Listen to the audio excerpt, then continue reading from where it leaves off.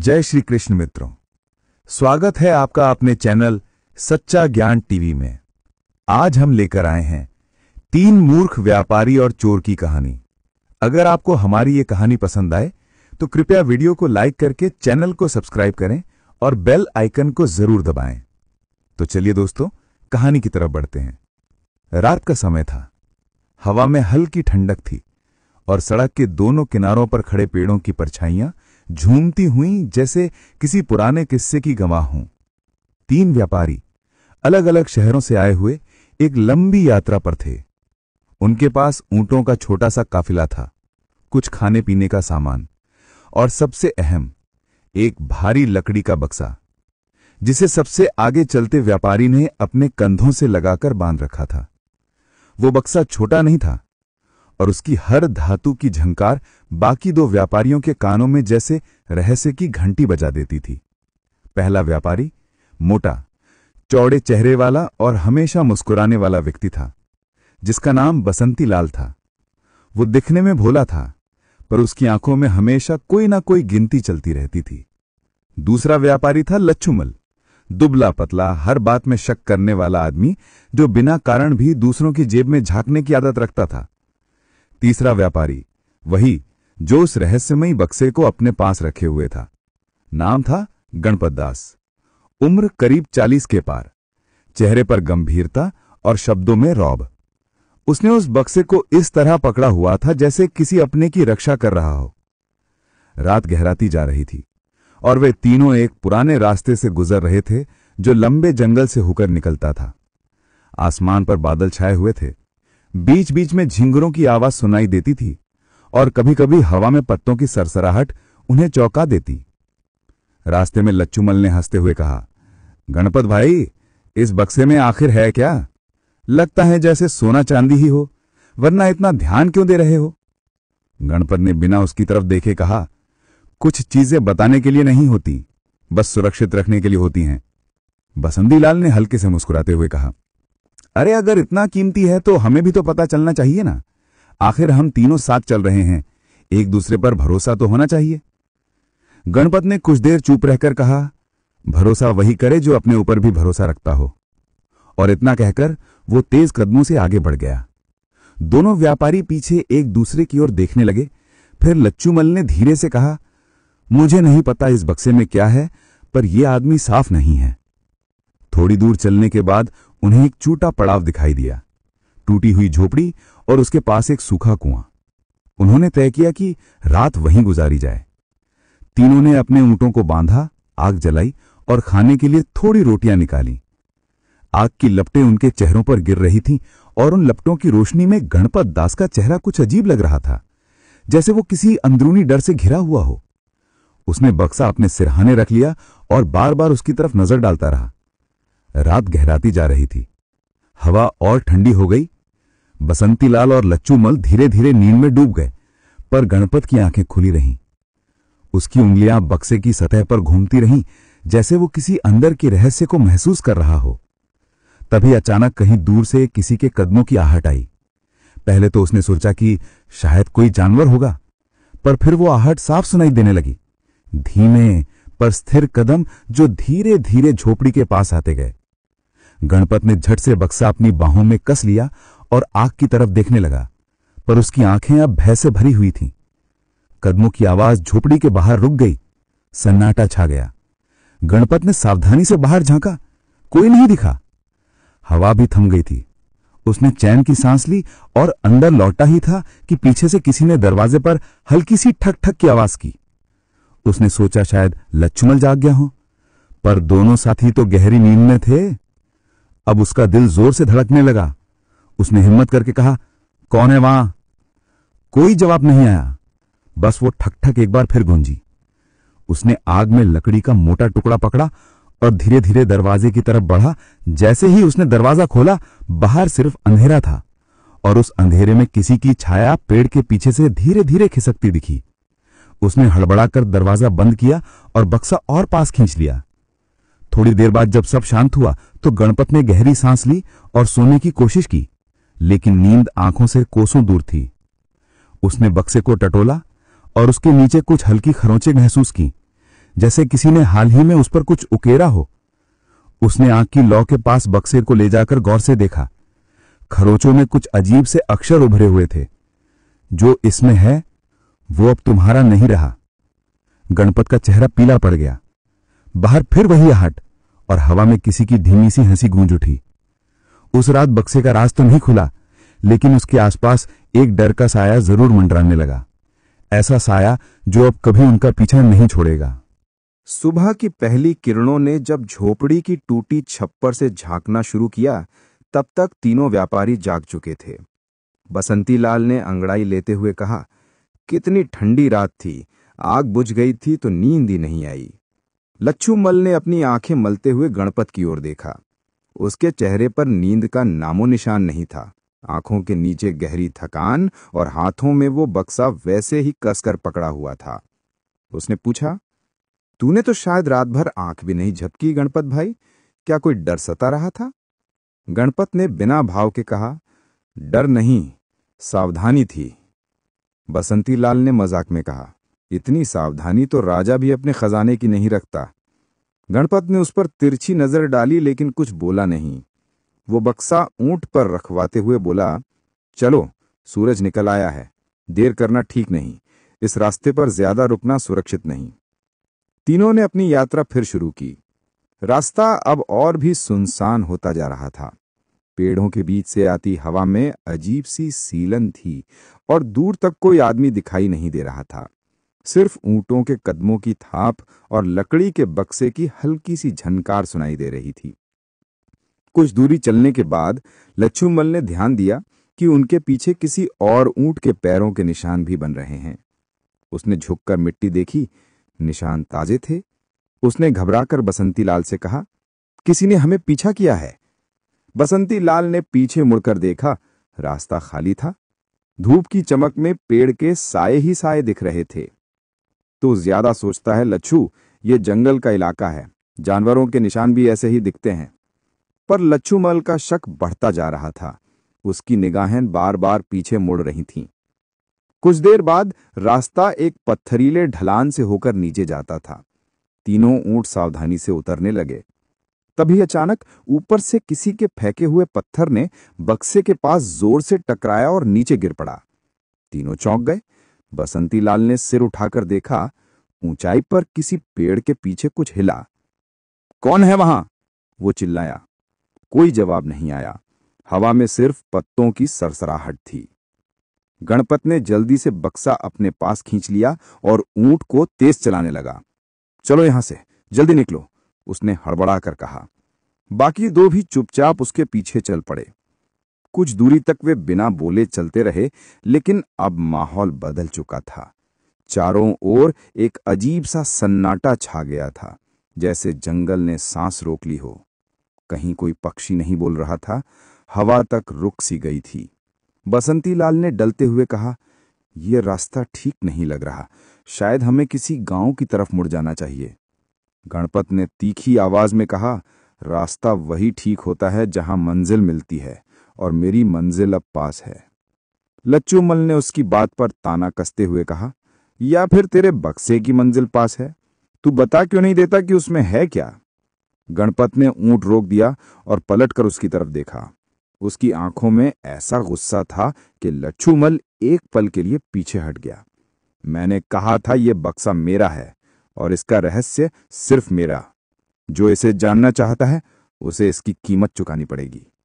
उसकी आवाज में कुछ ऐसा था जो दोनों को असहज कर गया। बसंती लाल ने माहौल संभालते हुए कहा, अरे भाई, तू तो बात का बतंगड़ बना रहा है, चलो अब आगे बढ़ते हैं। तीनों फिर चलने लगे, पर अब उनके बीच वो हल्की फुल्की बातचीत भी नहीं रही। हर कोई चुप, हर कोई सतर्क। अचानक दूर से धुएं का गुबार उठता दिखा। लच्छूमल ने कहा, लगता है कोई सराय या बस्ती होगी। गणपत ने बिना कुछ कहे ऊंट मोड़ा और उस दिशा में बढ़ गया। लेकिन जैसे जैसे वे पास पहुंचे, उन्हें महसूस हुआ कि वो धुआं किसी आग से नहीं, बल्कि किसी जले हुए ठिकाने से उठ रहा था। वहां एक पुराना पेड़ था, जिसके नीचे टूटी गाड़ी के अवशेष पड़े थे। पास ही एक जली हुई लाश भी दिखाई दी। कपड़े व्यापारी जैसे ही लग रहे थे। बसंती लाल ने घबराकर कहा, हे भगवान, ये तो कोई व्यापारी ही लगता है, और देखो उसके पास भी वैसा ही बक्सा पड़ा है। गणपत झट से नीचे उतरा और बक्से के पास पहुंचा। उसने झुककर बक्सा देखा, लकड़ी का था और बिल्कुल वैसा ही जैसा उसके पास था, बस ये जल चुका था। उसने कांपते हाथों से ढक्कन खोला, अंदर सिर्फ राख थी। इसका मतलब, गणपत बुदबुदाया, कि किसी और ने भी वही माल ढोया था। बसंती लाल और लच्छूमल उसकी तरफ सवालिया नजरों से देखने लगे। कौन माल?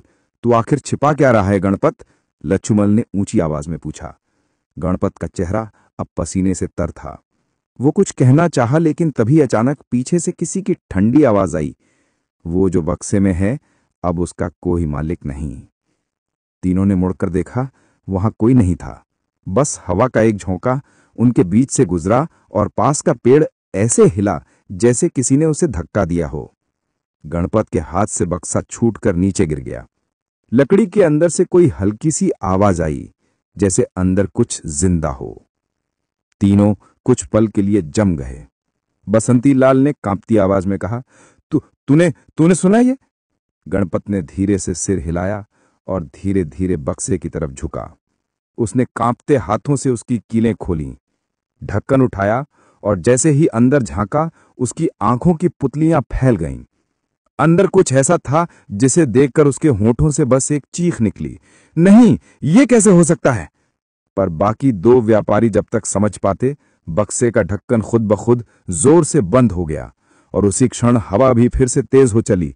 पेड़ों की डालियां झूमने लगीं और रास्ते के ऊपर एक अनजान सा साया धीरे धीरे बढ़ने लगा। तीनों व्यापारी उस दृश्य को देखकर कुछ पल तक एक दूसरे की ओर देखते ही रह गए। हवा में अब भी राख की गंध तैर रही थी और पास खड़ा ऊंट बेसब्री से जमीन पर पैर मार रहा था, जैसे उसे भी किसी अनहोनी का एहसास हो। गणपत के हाथ कांप रहे थे। उसने बक्से को कसकर बंद किया और अपनी पीठ से लगाकर बांध लिया। उसकी आंखें डरी हुई थी, लेकिन उनमें एक अजीब सी जिद भी चमक रही थी। बसंती लाल ने धीमी आवाज में कहा, भाई, तूने जो देखा वो आखिर था क्या? गणपत ने जवाब नहीं दिया, बस गहरी सांस ली और बोला, कभी कभी सच्चाई जानना भी पाप होता है और मैंने वो पाप कर लिया है। लच्छूमल अब और सह नहीं सका। उसने झटके से कहा, बसकर गणपत, अब ये रहस्य मत बना, हमें बता कि उस बक्से में है क्या। अगर तेरा डर सही है तो हम भी जाने कि हमारे साथ खतरा है या नहीं। गणपत कुछ देर चुप रहा, फिर धीरे से बोला, उस बक्से में सोना नहीं है, लेकिन उससे भी ज्यादा कीमती चीज है। कुछ ऐसा जो अगर गलत हाथों में गया तो खून बहना तय है। उसकी आवाज में ऐसा वजन था कि बाकी दोनों व्यापारी सन रह गए, लेकिन बसंती लाल के मन में अब शक ने जड़ें जमा ली थी। वो सोचने लगा कि शायद गणपत उन्हें किसी चाल में फंसा रहा है। आखिर किस चीज की इतनी सुरक्षा की जा रही है? और वो जो आवाज उन्होंने सुनी थी, क्या वो सिर्फ भ्रम था या सच में कोई उनका पीछा कर रहा था? जंगल से निकलकर जब वे अगले मोड़ पर पहुंचे तो उन्हें सामने एक सूखा तालाब और उसके किनारे पर पुराना देवता का मंदिर दिखा। गणपत ने कहा, चलो यहां थोड़ी देर रोकते हैं। उन्होंने ऊंटों को बांधा और मंदिर की सीढ़ियों पर बैठ गए। बसंती लाल और लच्छूमल पानी पीने के लिए तालाब की ओर गए। वहीं पर बसंती लाल ने धीमे से कहा, लच्छू, तुझे नहीं लगता ये गणपत कुछ छिपा रहा है? लच्छूमल ने सिर हिलाया, मुझे तो लगता है कि वो खुद किसी बड़े फंदे में है, पर अब सवाल यह है कि उस फंदे में हम भी तो नहीं फंस रहे। उसी समय तालाब के किनारे एक बूढ़ा आदमी दिखाई दिया, फटे कपड़े, सफेद दाढ़ी और कांपते हुए हाथों में एक डंडा। उसने झुककर पानी पिया और फिर उन दोनों की तरफ देखा। उसकी आंखें थकी हुई थीं, लेकिन उनमें एक अजीब सी चमक थी। उसने कहा, तुम लोग वही 3 व्यापारी हो ना जो जंगल पार करके आए हो? दोनों ने चौंक कर उसे देखा। हाँ, लेकिन तुम कैसे जानते हो? लच्छूमल ने पूछा। बूढ़ा हंसा, यहां जो भी आता है उसकी परछाई पहले आ जाती है। तुम्हारे पीछे एक छाया चल रही है और वो तुम्हारे साथ नहीं, तुम्हारे बक्से के साथ है।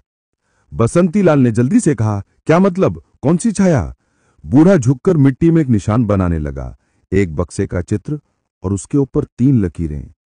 ये तीनों लकीरें तुम्हारे लालच की हैं। जिस दिन इनमें से कोई एक टूटी, उस दिन तुम में से कोई एक जिंदा नहीं रहेगा। उसकी आवाज ठंडी और सधी हुई थी। दोनों व्यापारी घबरा गए। उन्होंने पीछे मुड़कर देखा तो गणपत मंदिर की सीढ़ियों पर खड़ा था और दूर से उन्हें घूर रहा था। जब तक वे कुछ कहते, बूढ़ा आदमी वहां से गायब हो चुका था, जैसे कभी था ही नहीं। दोनों दौड़कर गणपत के पास पहुंचे। बसंती लाल ने हांफते हुए कहा, यहां एक बूढ़ा था, उसने। गणपत ने बीच में ही काट दिया, मुझे पता है क्या कहा उसने, लेकिन उसकी बातों पर ध्यान मत दो। वो सब पुराने श्राप की कहानी है जिसे लोग डराने के लिए सुनाते हैं। लच्छुमल ने कहा, पर उसने कहा कि वो छाया हमारे साथ है। गणपत की आंखों में कुछ बदल गया। उसने धीरे से कहा, वो छाया मेरे साथ नहीं, मेरे भीतर है। ये सुनकर दोनों व्यापारी कुछ पल के लिए जड़ हो गए। उनके दिलों में डर की ठंडी लहर दौड़ गई। बसंतीलाल ने कांपती हुई आवाज में कहा, मतलब? गणपत ने बक्से की तरफ इशारा किया। इस बक्से में जो है वो किसी जमाने में मेरे ही खून से जुड़ा था। मैं उसे छोड़ नहीं सकता और वो मुझे छोड़ने वाला नहीं। वो इतना कहकर सीढ़ियों से नीचे उतर गया और ऊंट की तरफ बढ़ गया। बसंतीलाल और लच्छुमल कुछ देर तक वहीं खड़े रहे। फिर लच्छुमल ने धीरे से कहा, अब तो तय है ये आदमी पागल हो गया है। अगर हमने इसका साथ छोड़ा नहीं तो अगला नंबर हमारा होगा। उस रात फिर उन्होंने एक बार पड़ाव डाला, इस बार एक उजाड़े इलाके में जहां दूर दूर तक कोई बस्ती नहीं थी। आग जलाई गई, ऊंटों को बांधा गया और तीनों चुपचाप बैठे रहे। सन्नाटा इतना गहरा था कि आग की लकड़ी के जलने की आवाज भी डराने लगी थी। लच्छुमल धीरे से बसंतीलाल के कान में बोला, सुन, आज रात हम वो बक्सा देखेंगे, चाहे कुछ भी हो। बसंतीलाल ने हिचकिचाते हुए सिर हिलाया। अगर उसने पकड़ लिया तो फिर जो होगा देखा जाएगा। अब डर कर बैठने से बेहतर है सच्चाई जानना। धीरे धीरे रात गहरी होती गई। गणपत अपनी चादर ओढ़कर सो गया। यह शायद सोने का नाटक कर रहा था। दोनों व्यापारियों ने एक दूसरे को देखा और धीरे धीरे उसके पास पहुंचे। आग की लौ हल्की हो चुकी थी। उन्होंने धीरे से बक्सा उठाया और किनारे ले जाकर उसका ढक्कन खोलने की कोशिश की। जैसे ही पहला कुंडा खुला, हवा का तेज झोंका चला और आग एकदम बुझ गई। चारों ओर अंधेरा फैल गया। बसंतीलाल ने कांपते हुए कहा, जल्दी कर, इसे खोल। लच्छुमल ने दूसरी कील पर हाथ रखा ही था कि अचानक गणपत की आवाज गूंजी, हाथ मत लगाना उस बक्से को। दोनों डर के मारे वहीं ठिपक गए। गणपत उनके पीछे खड़ा था। चेहरा आग की बुझी हुई राख से लाल पड़ चुका था। उसने कहा, तुम दोनों को चेतावनी दी थी, जो इस बक्से को छुएगा वो अपनी मौत को बुलाएगा। बसंतीलाल हिम्मत करके बोला, हम तेरे झूठ से तंग आ गए हैं गणपत। अगर इसमें कुछ गलत नहीं तो दिखाने में डर कैसा? गणपत ने एक ठंडी हंसी हंसी, झूठी दोस्ती ने तुम्हें अंधा कर दिया है। अब तुम देखना चाहते हो ना सच्चाई? ठीक है, देखो। उसने बक्सा उठाया और जोर से जमीन पर पटका। बक्सा खुला। अंदर कुछ नहीं था, बस एक लाल कपड़ा और कुछ सूखी राख। लच्छुमल ने हैरान होकर कहा, यही है तेरा राज? गणपत ने धीरे से कहा, हां, यही है वो राख जिसमें एक जिंदा आत्मा कैद है। इतना कहते ही हवा फिर से तेज हुई। आग अपने आप जल उठी और राख के बीच से काली परछाई उठी जो हवा में लहराती हुई उनके ऊपर मंडराने लगी। तीनों की आंखें फैल गई। बसंतीलाल ने चीखते हुए कहा, भागो! पर अब बहुत देर हो चुकी थी। वो परछाई उनके चारों ओर घूमने लगी, जैसे किसी पुरानी दुश्मनी का हिसाब चुकाने आई हो। और उस रात कहीं दूर जंगल में 3 चीखें गूंजी, फिर सन्नाटा। बस हवा रह गई और वो बक्सा जो अब बंद पड़ा था पर हल्के हल्के कांप रहा था, जैसे कोई अंदर से अब भी जिंदा हो। सुबह की धूप पेड़ों के बीच से छनकर जब जमीन पर फैली तो सब कुछ सामान्य दिख रहा था, पर वो जगह जहां पिछली रात तीनों व्यापारी ठहरे थे, वहां की मिट्टी जैसे किसी रहस्य को निगल चुकी थी। आग की राख बिखरी हुई थी और बीच में वही बक्सा पड़ा था, बंद, लेकिन उसकी सतह पर नए खरोंच के निशान बन चुके थे। आसपास कोई नहीं था। हवा में अब भी किसी सड़े हुए धुएं की गंध थी और ऊंटों की रस्सियां जमीन पर ऐसे पड़ी थीं जैसे किसी ने उन्हें जल्दबाजी में काट दिया हो। थोड़ी देर बाद दूर से एक आदमी आता दिखा। उसने सिर पर गमछा बांध रखा था, शरीर दुबला पतला, कपड़े मैले और आंखों में चालाकी। वो कोई आम राहगीर नहीं था, वो था राजू राम चोर, जो पास के इलाकों में कई कारवां लूटने के लिए मशहूर था। उसके हाथ में एक पुरानी छड़ी थी, लेकिन वो चलने के लिए नहीं, लोगों को परखने के लिए इस्तेमाल होती थी। उसने झोपड़ी जैसे बने उस ठिकाने के पास रुककर चारों तरफ देखा और हल्के से मुस्कुराया। 3 व्यापारी और एक बक्सा। उसने अपने आप से बुदबुदाया, कहानी दिलचस्प लगती है। वो झुककर जमीन को छूने लगा जैसे कोई शिकारी अपने शिकार के निशान तलाश रहा हो। मिट्टी में ऊंटों के कदमों के निशान थे, पर वो अलग अलग दिशाओं में बटे हुए थे। कुछ निशान जंगल की तरफ जाते थे, कुछ तालाब की तरफ, और कुछ जैसे यहीं गायब हो गए हों। राजू ने सिर हिलाया और बक्से की तरफ बढ़ा। उसने धीरे से उसका ढक्कन छुआ।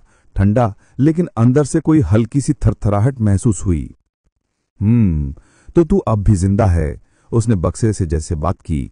देखते हैं तेरे अंदर क्या है जो तीनों को खा गया। उसने धीरे धीरे बक्सा खोला, लेकिन जैसे ही ढक्कन आधा उठा, अचानक एक जोरदार हवा चली और बक्सा अपने आप फिर से बंद हो गया। राजू पीछे हट गया। उसके चेहरे पर डर नहीं बल्कि उत्सुकता थी। वाह, ऐसा खेल तो मैंने भी नहीं देखा। वो बैठ गया, एक बीड़ी निकाली और धुएं का छल्ला बनाते हुए बोला, लगता है इस बक्से में सोना नहीं बल्कि कोई कहानी है, और कहानी ही तो सबसे कीमती होती है।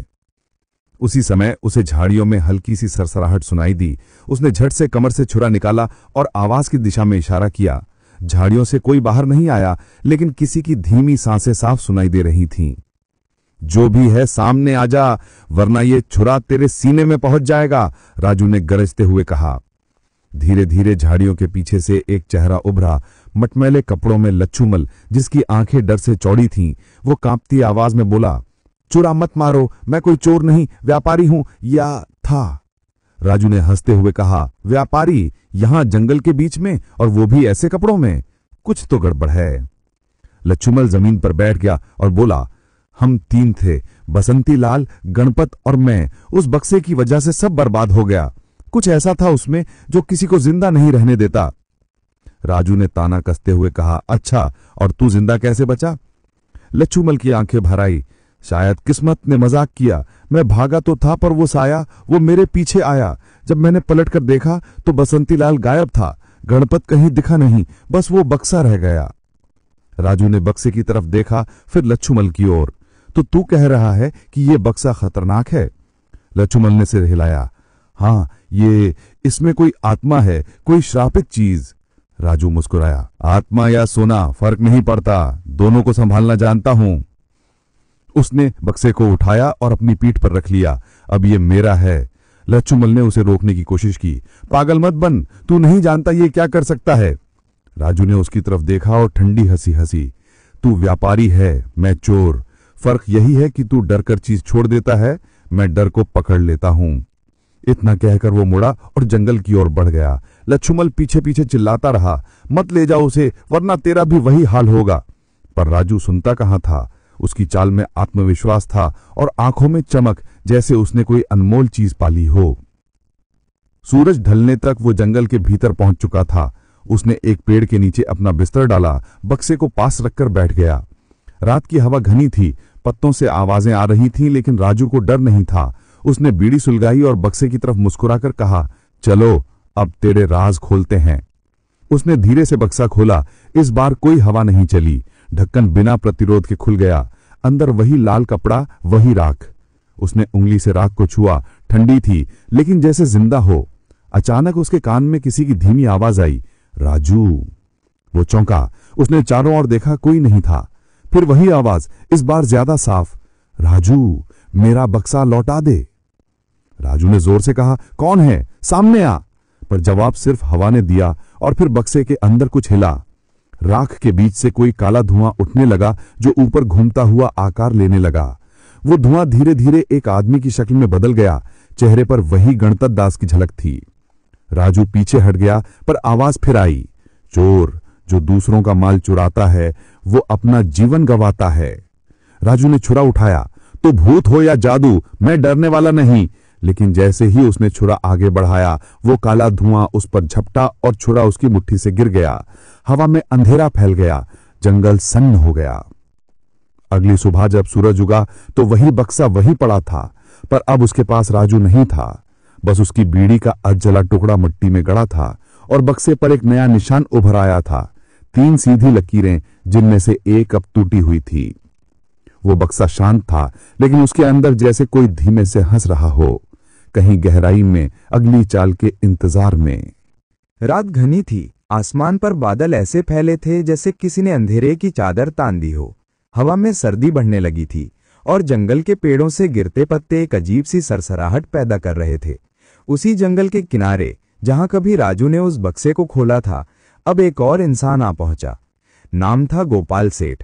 उम्र लगभग 40 के आसपास। मोटा शरीर, चेहरा गोल, पर आंखों में लालच की चमक हमेशा नाचती रहती थी। वो गांव का व्यापारी था, पर उससे ज्यादा लोगों को उसके लालच और चालाकी के किस्से याद थे। गोपाल सेठ को खबर मिली थी कि जंगल में कोई बक्सा पड़ा है जिसमें सोना छिपा है। ये बात उसे एक पुराने मजदूर ने बताई थी जो जंगल में लकड़ियां काटने गया था और वहां उसे कुछ अजीब सा दिखाई दिया था। एक बक्सा जो अपने आप कभी कभी हिलता था। पहले तो सेठ ने उसे पागल समझा, लेकिन जब मजदूर ने बताया कि उसने वहां 3 आदमियों के पैरों के निशान और कुछ खून के धब्बे भी देखे, तो सेठ की आंखों में वही चमक लौट आई, वही जो हर बार उसे किसी नई लालच की ओर खींच लाती थी। सोना ही होगा, किसी ने छिपाया होगा, उसने अपने आप से कहा और लालटेन उठाकर चल पड़ा। रास्ता सुनसान था, लेकिन उसके कदम तेज थे। उसके साथ उसका नौकर मोहन भी था, जो हमेशा डरपोक स्वभाव का था। मोहन बार बार कहता, सेठ जी, ये ठीक नहीं लग रहा, इतने लोगों का नाम आया है उस बक्से के साथ। सेठ झल्लाकर बोला, अरे बेवकूफ, अगर डर से काम रुक जाए तो कोई अमीर बने ही ना। तू बस पीछे चल और मुंह बंद रख। जैसे ही वो दोनों उस जगह पहुंचे, वहां अब भी राख बिखरी हुई थी और बीच में वही बक्सा रखा था, अंधेरे में चमकता हुआ, जैसे किसी ने उस पर कोई चमकीला तेल मल दिया हो। हवा में एक सर्दपन थी जो सीधा हड्डियों तक उतरती थी। सेठ ने लालटेन पास रखी और बक्से पर हाथ रखा। देख मोहन, ये असली सोने का खेल है, उसने मुस्कुराते हुए कहा। लेकिन जैसे ही उसने बक्सा उठाने की कोशिश की, उसका हाथ ठिठक गया। बक्सा ठंडा नहीं बल्कि गर्म था, इतना गर्म कि उसकी हथेली जल उठी। उसने हाथ पीछे खींचा, पर लालच ने फिर से उसे वही करने पर मजबूर किया। इस बार उसने कपड़े से पकड़कर बक्से को उठाया। अंदर से हल्की सी गूंज सुनाई दी, जैसे कोई धीमे से हंसा हो। मोहन ने डरकर पीछे हटते हुए कहा, सेठ जी, मुझे तो डर लग रहा है, ये चीज ठीक नहीं है। सेठ ने ताना मारते हुए कहा, अरे डरता है तो भाग जा, लेकिन जब मैं सोने के सिक्कों में लौटूंगा तब मत रो कि मुझे क्यों नहीं बुलाया। उसने बक्सा अपने बैलगाड़ी में रखा और गांव की तरफ चल पड़ा। रास्ते भर सन्नाटा था। कभी कभी कोई उल्लू बोलता या झाड़ियों से कोई जानवर निकलता, पर सेठ की नजर बस बक्से पर थी। वो बार बार पीछे मुड़कर देखता, जैसे डर भी हो, पर लालच बड़ा था। गांव पहुंचकर उसने बक्सा अपने घर के पिछवाड़े वाले कमरे में रखा, वही कमरा जहां वो अपने गुप्त खजाने रखता था। दीवारों पर पुराने संदूक, थैले और पिटारियां रखी थीं। अब देखते हैं इसमें क्या है। उसने दरवाजा बंद किया, लालटेन जलाकर बक्से के सामने बैठ गया। धीरे धीरे उसने बक्से का ढक्कन उठाया। अंदर फिर वही लाल कपड़ा था, राख की एक परत और एक चमकता हुआ पीतल का सिक्का। बस एक सिक्का, सेठ ने झुंझलाते हुए कहा। इतना तमाशा एक सिक्के के लिए? उसने सिक्का उठाया और गौर से देखा। उस पर कोई अजीब सी आकृति उकरी थी, इंसान जैसी, पर चेहरा विकृत, जैसे कोई दर्द में चीख रहा हो। सेठ ने सिक्का अपनी जेब में डाल लिया और बक्सा बंद किया। कोई बात नहीं, बाकी सिक्के शायद अंदर और हों, कल देखेंगे। वो बिस्तर पर गया और लेट गया, लेकिन नींद जैसे आंखों से कोसों दूर थी। कमरे की दीवारों से अजीब आवाजें आने लगीं, सरसराहट, कदमों की आहट, जैसे कोई कमरे के कोने में चल रहा हो। उसने आंखें खोली, लेकिन वहां कोई नहीं था। फिर अचानक उसकी जेब में रखा सिक्का गर्म होने लगा। उसने झट से उसे निकाला, पर सिक्का अब चमक रहा था, जैसे अंधेरे में अंगारे की तरह। और उसी रोशनी में उसे लगा कोई परछाई उसके कमरे में घूम रही है। वो परछाई धीरे धीरे बढ़ती गई और उसके सामने आकर रुक गई। वो कोई इंसान नहीं था, धुएं से बना हुआ एक आकार, चेहरा जला, आंखें खोखली। वो वही आवाज थी जो कभी राजू को सुनाई दी थी। लालच का अंत हमेशा एक जैसा होता है सेठ। सेठ कांप गया। कौन है तू? वो जो तू समझ नहीं पाया, जो तूने छू लिया वो अब तुझे छोड़ेगा नहीं। सेठ ने सिक्का फेंकने की कोशिश की, पर वो सिक्का उसके हाथ से चिपक गया। जितना वो खींचता उतना ही त्वचा में धंसता जाता। उसकी चीख से पूरा कमरा गूंज उठा। मोहन बाहर से दरवाजा पीटता रहा, सेठ जी क्या हुआ? लेकिन अंदर से कोई जवाब नहीं आया, बस एक लंबी दर्द भरी चीख और फिर सन्नाटा। सुबह जब दरवाजा तोड़ा गया तो कमरे में सिर्फ वो बक्सा था और जमीन पर राख बिखरी हुई थी। मोहन ने डरते हुए बक्से को देखा और हैरान रह गया। उस पर अब एक नई लकीर उभर आई थी। 3 नहीं 4 और चौथी ताजा थी, जैसे अभी अभी किसी ने खींची हो। बक्सा शांत था, पर उस दिन से गांव के लोग कहते हैं जब भी आधी रात को हवा चलती है उस सेठ के कमरे से अब भी वही आवाज आती है, सिर्फ एक सिक्का, बस एक सिक्का। गांव की सुबह हमेशा जैसी नहीं थी। उस दिन आमतौर पर जब सूरज की किरणें खेतों पर पड़ती तो लोग काम पर निकल जाते, बच्चे गलियों में खेलते और औरतें कुएं पर पानी भरने की आवाजों से माहौल भर देती। मगर आज गांव पर एक अजीब सन्नाटा छाया था। हवा थमी हुई थी, जैसे किसी ने पूरे गांव की सांसें रोक दी हों। हर घर के दरवाजे आधे बंद और हर नजर गोपाल सेठ के हवेली नुमा घर की ओर टिकी थी। रात की चीखें अब भी लोगों के कानों में गूंज रही थीं। सुबह सबसे पहले चौकीदार ने दरवाजा तोड़ा था और फिर पूरे गांव में खबर फैल गई, गोपाल सेठ नहीं रहा। ये सुनते ही लोग दौड़ पड़े। सेठ का कमरा भीतर से जला हुआ था, दीवारें काली पड़ चुकी थीं, पर अजीब बात यह थी कि आग सिर्फ उस कमरे में थी, बाकी घर बिल्कुल सही सलामत था। और कमरे के बीचों बीच पड़ा था वही बक्सा, लकड़ी का, पर बिना किसी खरौंच के, जैसे आग ने उसे छूने की हिम्मत ही नहीं की हो। लोगों ने तरह तरह के बातें शुरू कर दी। कोई बोला ये बक्सा शैतानी है, इसे जंगल में फेंक देना चाहिए। दूसरा बोला नहीं भाई, इसमें कोई खजाना छिपा है, इसलिए जिसने भी हाथ लगाया वो मारा गया। और किसी ने फुसफुसाते हुए कहा सुना है उस बक्से से रात में आवाजें आती हैं। धीरे धीरे बात फैलते फैलते पूरे इलाके में चर्चा बन गई। आसपास के गांव के लोग भी सेठ की मौत देखने आने लगे। कुछ तो डर के मारे घर के बाहर पैर नहीं निकाल रहे थे। बच्चे उस हवेली के पास जाने से कतराते और औरतें पूजा पाठ में जुट गईं। लेकिन जहां बाकी सब डर में थे, वहीं कुछ लोग ऐसे भी थे जिनकी आंखों में अभी वही लालच की चमक थी। उन्हीं में से एक था रमुआ, जो गांव का छोटा व्यापारी था। रमुआ की दुकान पर हर शाम लोग बैठकर बातें करते। उस दिन भी वही मंडली जमा थी, मंगला बढ़ई, भोला कुम्हार और पुराना पंडित राम सिंह। रमुआ ने हुक्का खींचते हुए कहा, देखो भाई, मेरी समझ में तो ये सब झूठ है। बक्से में कुछ तो है जो सबको डराने के लिए फैलाया जा रहा है, और सेठ की मौत कौन जाने खुद का ही कोई खेल हो। भोला बोला, तूने वो बक्सा देखा है क्या? मैंने तो खुद देखा, उसमें से धुआं उठ रहा था जैसे जिंदा चीज हो। रमुआ हंस पड़ा, धुआं अगर दिखा भी तो शायद अंदर कोई जलता सिक्का हो। सोना गर्म होता है, ये तो तू भी जानता है। पंडित राम सिंह ने धीरे से कहा, रमुआ बेटा, कुछ चीजें समझ से परे होती हैं। उस बक्से का इतिहास पुराना है, बहुत पुराना। मैंने अपने पुरखे से सुना था, जंगल में कभी एक व्यापारी मारा गया था जिसने किसी शापित वस्तु को छू लिया था। वही बक्सा फिर लौट आता है। मगर रमुआ की आंखों में बस एक ही ख्याल था, अगर सच में उस बक्से में खजाना है तो उसे पाने में हर्ज ही क्या है। रात गहराने लगी थी। हवेली के बाहर अब भी सन्नाटा था। गांव के लोग डर के मारे उस दिशा में देखना भी नहीं चाहते थे, लेकिन रमुआ ने तय कर लिया था, आज वो जाकर देखेगा कि इस बक्से में आखिर है क्या। उसने अपने 2 साथियों मंगला और भोला को साथ लिया। देखो, उसने फुसफुसाते हुए कहा, हम बस झांक कर देखेंगे, अगर कुछ मिला तो बांट लेंगे बराबर में।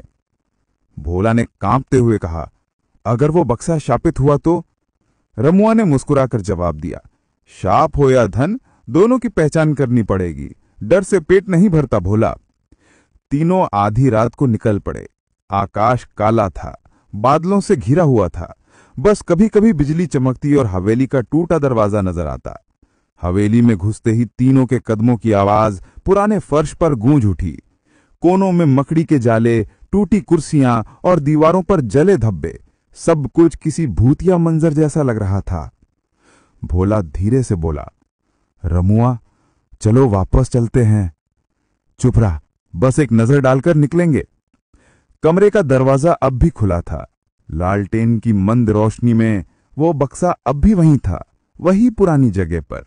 उसके ऊपर अब राख की एक पतली परत थी, जैसे किसी ने उसे ढकने की कोशिश की हो।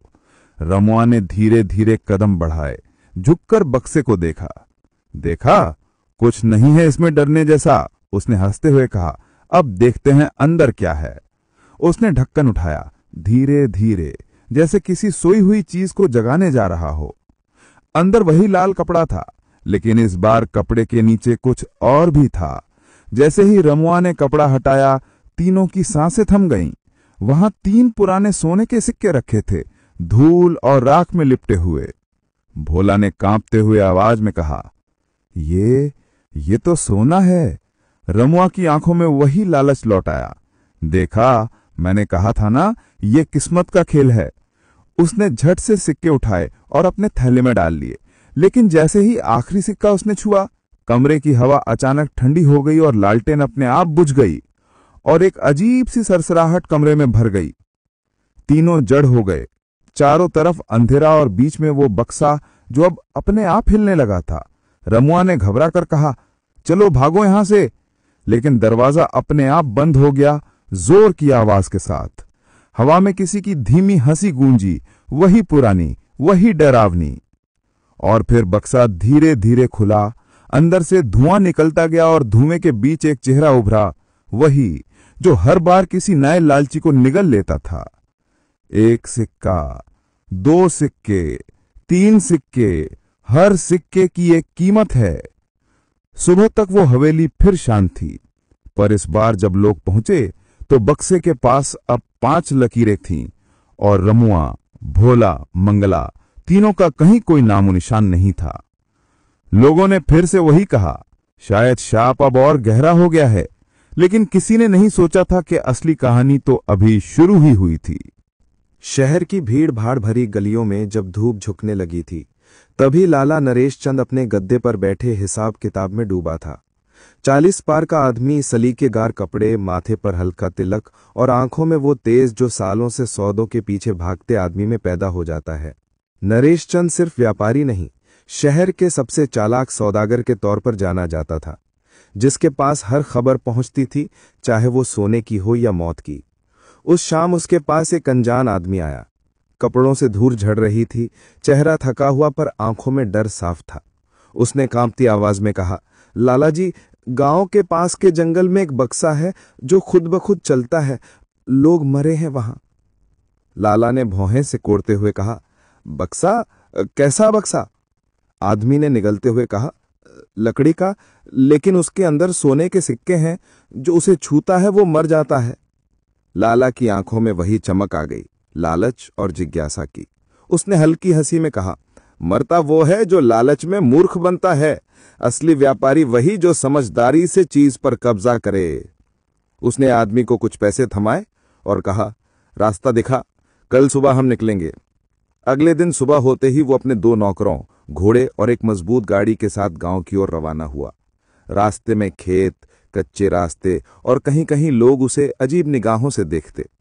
जब वो गांव पहुंचा तो चौपाल पर कुछ लोग बैठे थे, सबके चेहरों पर वही डर और थकान। लाला नरेश चंद ने नम्रता से कहा, भाइयों, सुना है यहां कोई बक्सा मिला है, मैं उसे देखने आया हूं, शायद कोई व्यापारिक वस्तु हो। लोगों ने एक दूसरे की ओर देखा और फिर बूढ़ा पंडित राम सिंह बोला, लाला जी, वो बक्सा कोई सामान्य वस्तु नहीं है, जिसने भी छुआ वो जिंदा नहीं बचा, उसे अब छोड़ दीजिए।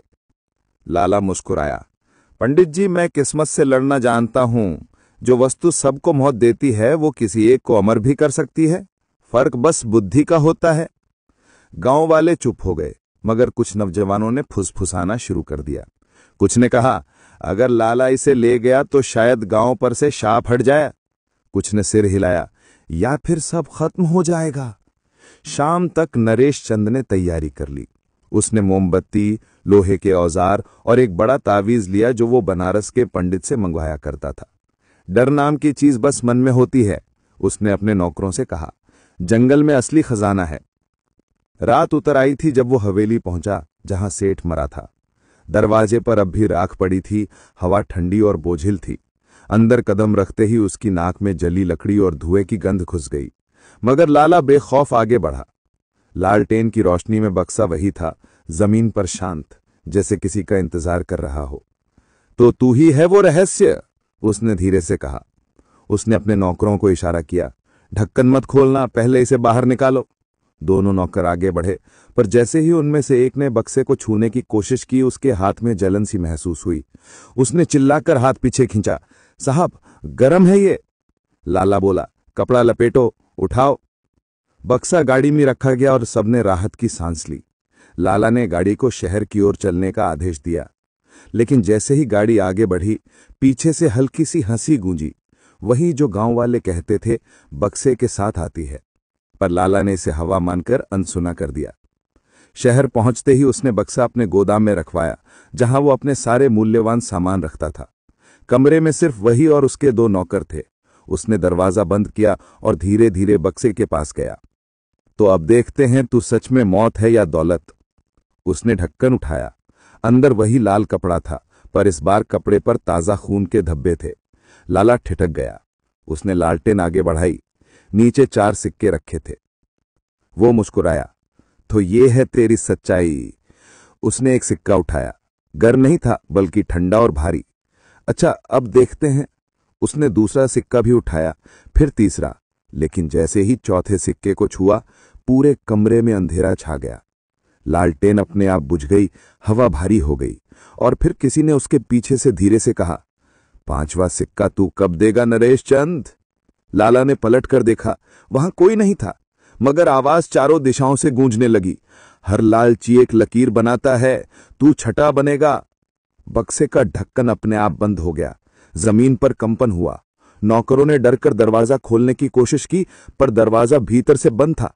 अंदर से बस एक आवाज आई, लाला की चीख, जो धीरे धीरे गूंजती चली गई और फिर खामोश हो गई। जब सुबह लोग गोदाम पहुंचे, दरवाजा तोड़ा गया। अंदर सिर्फ राख थी और बक्से पर अब 6 लकीरें उभर आई थीं। लेकिन इस बार कुछ नया था। बक्से का ढक्कन आधा खुला था और अंदर एक पुराना कागज पड़ा था। उस पर लिखा था, जो इसे खोलेगा वो कहानी का हिस्सा बन जाएगा। और तब से शहर में अफवाह फैल गई। बक्सा अब खुद अपने अगले मालिक की तलाश में निकल पड़ा है। लोग कहते हैं कि रात के सन्नाटे में कभी कभी कोई गाड़ी बिना घोड़े के शहर से गुजरती है और उसके भीतर से वही आवाज आती है, सिर्फ एक सिक्का, बस एक। शहर की गलियां अब उस रहस्यमयी खबर से कांप उठी थीं कि लाला नरेश चंद मर गया, वो भी उसी बक्से की वजह से। लोग दुकानें जल्दी बंद करने लगे। रात में सड़कें सूनी हो जाती और जो उस गोदाम के पास से गुजरता, उसे ऐसा लगता जैसे कोई उसकी परछाई के साथ साथ चल रहा हो। लेकिन जितना डर फैलता जा रहा था, उतनी ही जिज्ञासा भी बढ़ती जा रही थी। कोई कहता बक्से में भूत है, कोई कहता कि वो प्रेत नहीं बल्कि किसी श्राप की निशानी है। इन्हीं दिनों एक अजीब साधु शहर में आया। उसकी दाढ़ी सफेद थी, चेहरा झुर्रियों से भरा, पर आंखों में ऐसी गहराई थी कि कोई एक पल भी उसमें झांक ले तो लगता मानो सदियों की बातें छिपी हों।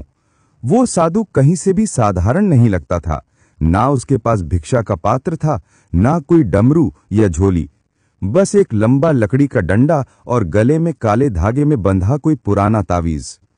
वो सीधा उसी चौक पर पहुंचा जहां लोग हर दिन बक्से की चर्चा करते थे। सबकी नजरें उसकी ओर मुड़ गईं।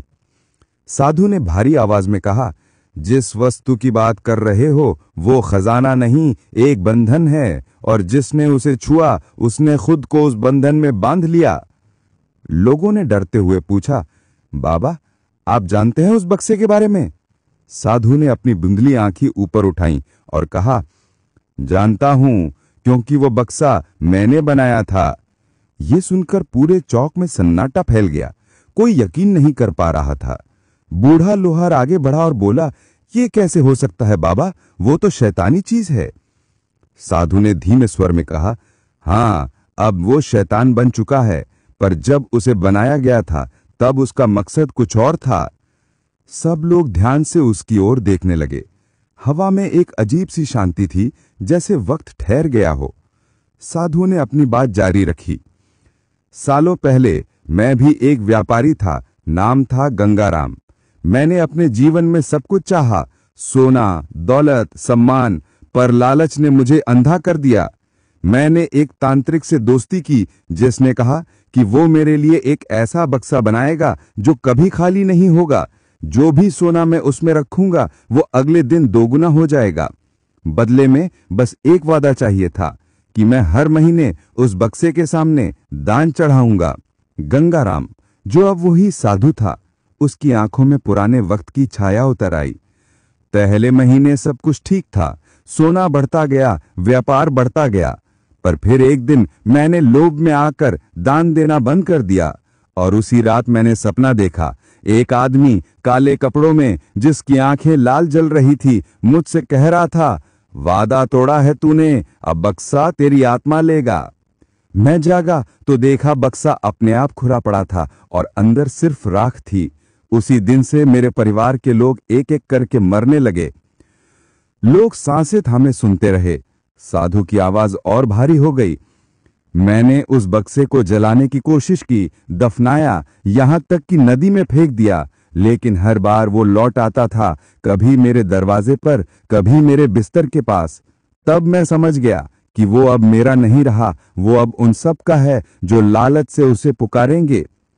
भीड़ में कोई धीरे से बोला, तो अब क्या किया जा सकता है बाबा? साधु ने गहरी सांस ली। हर बार जब कोई उसे छूता है, वो बक्सा एक लकीर बनाता है। हर लकीर एक आत्मा की निशानी है। 6 लकीरें हो चुकी हैं और जब 7वीं बनेगी तब बक्सा खुद खुल जाएगा, हमेशा के लिए। तब उसे रोकना किसी के बस में नहीं रहेगा। भीड़ में डर की लहर दौड़ गई। किसी ने कहा, तो हमें उसे नष्ट करना होगा। साधु ने सिर हिलाया। वो नष्ट नहीं किया जा सकता। वो वस्तु नहीं, ऊर्जा है, लालच की आत्मा। उसे सिर्फ बांधा जा सकता है अगर कोई बिना लालच के उसकी कीमत चुकाने को तैयार हो। कौन सी कीमत? एक आदमी ने पूछा। साधु की आंखें बंद हो गईं। अपनी आत्मा की नहीं, अपने त्याग की। जो सब छोड़ दे वही उसे बांध सकता है। तभी दूर से एक औरत की आवाज आई, अगर मैं उस बक्से को छू लूं तो क्या होगा? सबकी नजरें उस दिशा में गईं। एक जवान विधवा खड़ी थी, जिसके पति रमुआ उन्हीं लोगों में था जो हवेली में गए थे और कभी लौटे नहीं। उसके चेहरे पर आंसू नहीं थे, बस एक ठंडी दृढ़ता। मैंने सब कुछ खो दिया बाबा, अगर मेरा मरना इस श्राप तो रोक सकता है तो मैं तैयार हूं। भीड़ में खुसुर फुसुर मच गई। साधु ने गंभीर आवाज में कहा, सोच ले बेटी, जो उस बक्से को छुएगा वो लौटेगा नहीं, पर अगर तेरे मन में जरा सा भी स्वार्थ नहीं हुआ तो शायद श्राप वहीं टूट जाए। उसने बिना हिचक सिर हिला दिया, मैं डरती नहीं। साधु ने आंखें बंद की, फिर कहा, तो आज रात चांद निकलने से पहले हम उसे हवेली में ले चलेंगे। जो होना होगा वहीं तय होगा। रात उतरने लगी थी। आसमान पर बादल घिर आए थे और लोग धीरे धीरे हवेली की ओर बढ़ने लगे, उस आखिरी उम्मीद के साथ कि शायद वो शापित बक्सा अब हमेशा के लिए शांत हो जाए। पर किसी को नहीं पता था, उस हवेली की दीवारों के पीछे बक्सा पहले ही धीरे धीरे खुल चुका था और उसके अंदर से हल्की हंसी की आवाज गूंज रही थी, अब तो 7वां आने वाला है। हवेली की रात कुछ और ही थी। चांद बादल के पीछे छिपा हुआ था और हवा मानो किसी बड़ी सांस के इंतजार में थमी हुई थी। लोग संदूक सा सिमटकर आंगन में बैठे थे। उनकी आंखों में डर और उम्मीद का मिला जुला सा रंग था। बाहर की दीवारों पर पेड़ों की परछाइयां भड़कती हुई दीवारों पर गिर रही थीं और हवेली के भीतर हर कदम की ध्वनि जैसे गंभीरता का थपका सुनाती थी। बक्सा कमर की ऊंचाई पर रख दिया गया था, चारों ओर मिट्टी और तुलसी के पत्ते बिखरे हुए। साधु ने उसी इलाके की धूप भीगी मिट्टी कमर में बांध रखी थी। पंडित ने चावल, कपूर और हल्दी रखी और विधवा सन्न और शांत अपने स्थान पर बैठी थी। उसका चेहरा डर में नहीं, एक स्थिर निर्णय में थरथरा रहा था। लोग एक दूसरे को देखते, फिर बक्से की ओर निगाहें फेरते। किसी के होंठ पर शब्द नहीं, पर हवा में कोई अनकहा सवाल तैर रहा था। क्या ये हाथ आगे बढ़ेगा जो आखिरी लकीर बना देगा, या कोई त्याग नाम की चीज बक्से को बांध पाएगी? साधु ने अपनी आवाज गूंजाई, इतनी सधी कि घर के पुराने दरवाजे तक उसका असर पहुंचा। जो भी करेगा वो निस्वार्थ होना चाहिए। जो भी पीछे कुछ चाहता है उसकी इच्छा ही बक्से को चुनेगी। लोगों ने सिर झुकाए, कोई रोने सा था, कोई कांपने सा, और विधवा ने सिर्फ अपना सिर ढान लिया। उसने अपनी सरल हथेली बक्से के सामने रखी, जैसे कोई अपना कर्म अर्पित कर रही हो। पंडित ने मंत्र कहने शुरू किए। हवा ने उन शब्दों को लेकर हवेली के खामोश कोनों में बांध दिया। उस क्षण बाहर के अंधेरे में हल्की सी रफ्तार से कोई साया घूमा। गांव के ही कुछ लोग, जिन्हें लालच ने छिपा रखा था, उनकी निगाहें बक्से से हट नहीं रही थीं। रमुआ के नाम की चोट अभी ताजा थी, उसके बारे में किसी को पता नहीं था कि वो कहाँ गया, पर कुछ चेहरे थे जिनमें वही पुरानी चमक झलक रही थी, और उन चेहरों की एक खुटिया अभी दूर नहीं, किसी ने अभी अभी कदम रखे थे, जैसे देर से आए हुए आग में झिल्लाकर कुछ कर गुजरने की ठान लेकर। मंत्रों की लय तेज होती गई। साधु ने अपना हाथ ऊपर उठाया और कहा, अब जो भी आत्मसमर्पण करेगा वो बक्से को अपने भीतर के बिना लालच से बांधेगा, पर इसका दाम बड़ा होगा। विधवा ने धीरे से कहा, मैं तैयार हूं। कुछ ने आंसू भरे, कुछ ने अपने सर झुका लिए। ऐसे क्षणों में गांव की सारी छोटी सी दुनिया नन्हा और निस्वार्थ लगने लगती है। विधवा धीरे धीरे उठी और उस बक्से के आगे जाकर बैठ गई। उसने अपने दोनों हथेली बक्से पर रख दी और आंखें बंद कर लीं, मानो किसी अंतिम प्रार्थना में खुद को समर्पित कर रही हो। पंडित ने मंत्रों की आंच और साधु ने अपने पुराने ताबीज का जप बढ़ाया। हवेली में एक अजीब सा प्रकाश फैलने लगा, जो किसी आग की रोशनी नहीं बल्कि किसी ठंडी, अंदर तक छूने वाली रोशनी जैसी थी। और तभी जैसे किसी ने अचानक सांस रोकी हो, दरवाजा धक्का खाकर खुला। कुछ लोग चिल्लाए, किसी ने उठने का प्रयास किया, पर वही धुंधली धीमी मानो काल बाहर की हंसी हवेली में आ गूंजी। एक और चाहने वाला आया है, जिसकी वजह से हवा रुक गई। पंडित के होंठ कांप गए। साधु का चेहरा सख्त हो गया। उस दरवाजे से गांव का ही सरपंच निकला, वही जिसे सब आदर से देखते थे, वही जिसकी झुर्रियों के पीछे कारोबारी चालाकी छिपी थी। उसकी आंखों में वही चमक थी जो पहले रमुआ और गोपाल सेठ की आंखों में दिखी थी। उसने धीरे से कहा, मास्टर, तुम लोग क्या सोच रहे हो? ये बक्सा हमारे गांव के लिए वरदान हो सकता है। मैं इसे अपने हाथों में लूंगा और गांव का नाम रोशन करूंगा। उसकी बात में शुद्ध अभिलाषा नहीं, स्वार्थ की गंध थी। साधु की आवाज ठंडी हुई, ये कोई संपत्ति नहीं, ये एक बंधन है। इसे लेने का अर्थ है अपने भीतर की वजह से औरों को बोझ देना। पर सरपंच ने मुस्कुराते हुए कहा, किसने कहा कि मैं लालची हूं? मैं बस समझता हूं कि इस गांव को ये चाहिए। उसने कदम बढ़ाए और उसी क्षण उसकी उंगली बक्से को छूने को निकली। बक्सा हल्का सा धक से हिला, मानो किसी ने उसे उठाने की कोशिश की हो, और हवेली में बिजली सी कंपकपी दौड़ गई। विधवा ने आंखें खोली, पर साधु ने तुरंत अपने शरीर को उसकी ओर झटका और स्वर तेज किया, कोई भी स्वार्थ लेकर पास ना आए। पर अब देर हो चुकी थी। सरपंच की उंगली ने बक्से को स्पर्श किया और उसी पल से एक नई लकीर बक्से की लकड़ी पर चमक उठी। 7वीं लकीर, ताजा और तेज, जिसमें सारे गंवाए हुए चेहरों की परछाई समाई हुई थी। हवेली के भीतर की हवा बदल गई। पंडित के मुंह से मंत्र लड़खड़ाने लगे और साधु का चेहरा जैसे किसी गहरे पश्चाताप में डूब गया। वही क्षण जैसे किसी बंधन का टूटने जैसा था। बक्सा दरवाजे से ही हलचल कर उठा और अपना ढक्कन अपने आप खोलने लगा। उस खुलने की आवाज किसी तालाब में पत्थर गिरने जैसी गूंज थी, गूंज जो रोंगटे खड़े कर देती है। लोगों की सांसें थम गईं। विधवा की आंखों में आंसू उबल आए, पर ये आंसू शिकायत के नहीं, पराजय के थे। सरपंच कुछ कदम पीछे हटा। उसकी हंसी का रंग बदला हुआ था। अब उसकी आंखें डर से भरी थीं, और उसी वक्त जब ढक्कन पूरा खुला, हवा में राख के बादल घुलने लगे और एक काली परछाई उठकर तमाम हवेली को घेरने लगी। पर फिर कुछ अप्रत्याशित हुआ। साधु ने अचानक खुद को बक्से के सामने फेंक दिया। उसकी उम्र कम नहीं थी, पर उसकी चाल में अब वही पुरानी व्यापारिक कुशलता और दृढ़ता थी जो उसने वर्षों पहले बक्सा बनाने में लगाई थी। उसने अपना ताबीज बक्से पर रखा और आंखें बंद कर जोर से कहा, मैंने ये खेल शुरू किया था और अब मैं ही इसे खत्म करूंगा। उसकी आवाज में कोई भी गरिमा नहीं, सिर्फ आत्म बलिदान का तय हुआ स्वर था। लोगों ने देखकर सांसों का उछाल लिया। क्या वही साधु जो अपना जीवन व्यर्थ कहता आया है, अब अपने प्राण देकर इस दुष्ट चक्र को रोक पाएगा? साधु ने अपने दोनों हाथ बक्से पर रख दिए। उसकी त्वचा जैसे किसी ने मिट्टी में मिला दी हो। आंखों से कोई हल्की रोशनी निकलती दिखी। उसने धीरे धीरे कहा, मैंने जिस तंत्र को जगाया वही आसमान को बुला रहा है, पर अगर कोई व्यक्ति पूरी तरह निस्वार्थ होकर खुद को समर्पित कर दे तो बंधन उस पर टिक जाएगा और बक्सा चुप हो जाएगा। विधवा के चेहरे पर आशा की एक झलक आई, पर उसके पास अब मौका नहीं था, क्योंकि बक्सा पहले ही 7वीं लकीर बना चुका था और खोल चुका था। साधु ने मंत्रों का जप और तेज किया और साथ ही अपने भीतर का कुछ निकालने लगा। ऐसा मानो उसने अपने पतीत की सारी लोभ, सारी चालाकी, सारे गुनाह एक एक करके निकाल ली और बक्से में डालना शुरू कर दिया। उसकी सांसें रुकी सी लगने लगीं, चेहरा काला पड़ने लगा, हल्की हल्की राख उसके होठों पर जमने लगी। भीड़ में चीखें उठीं, कुछ लोग भाग खड़े हुए, पर साधु पीछे नहीं हट रहा था। उसकी आवाज धीरे धीरे फीकी पड़ती चली गई, पर मंत्रों की लय और तेज होती गई। अचानक एक तेज चिंगारी निकली और साधु के छाती से एक धुंधला सा प्रकाश निकला, जैसे उसका सारा जीवन ऊर्जा बक्से की ओर बह रही हो। उसने आखिरी शब्द फूंका और उसी क्षण बक्सा जोर से बंद हुआ। हवेली में ठहराव आ गया। जो काली परछाई उठी थी वो बक्से के चारों ओर घिरी रही और धीरे धीरे सिकुड़ने लगी, फिर धुएं के साथ बक्से में समा गई।